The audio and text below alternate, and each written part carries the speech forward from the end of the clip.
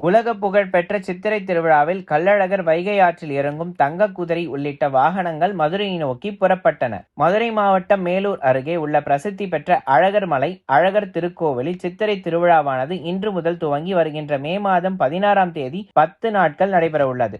இவ்விழாவின் முக்கிய நிகழ்ச்சியாக வரும் 29ஆம் தேதி சுந்தரராஜ பெருமாள் என்ற கள்ளழகர் தங்கப்பல்லக்கில் கள்ளழகர் வேடம் பூண்டு மதுரையை நோக்கி புறப்படும் நிகழ்ச்சி நடைபெறவுள்ளது.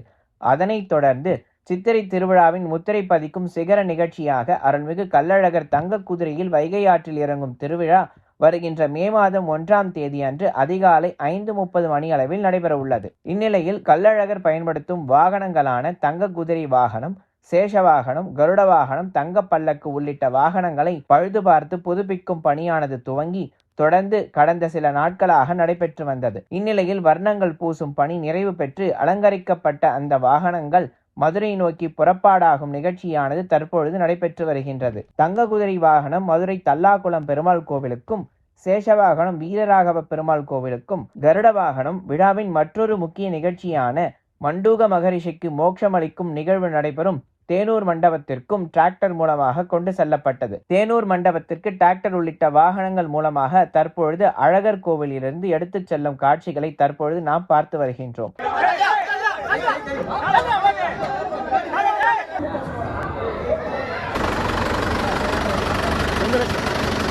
அழகர் கோவிலில் பிரசித்தி பெற்ற சித்திரை திருவிழா நிகழ்ச்சி இன்று மாலை காப்பு கட்டுதலுடன் துவங்க உள்ள நிலையில் இந்நிகழ்ச்சியில் கலந்து கொள்வதற்காக வெளி மாநிலங்கள் மற்றும் வெளி மாவட்டங்களான திருச்சி, திண்டுக்கல், சிவகங்கை, கோவை உள்ளிட்ட பல்வேறு பகுதிகளிலிருந்து பக்தர்கள் அழகர் கோவிலுக்கு திரளாக வருகை தந்த வண்ணம் உள்ளனர்.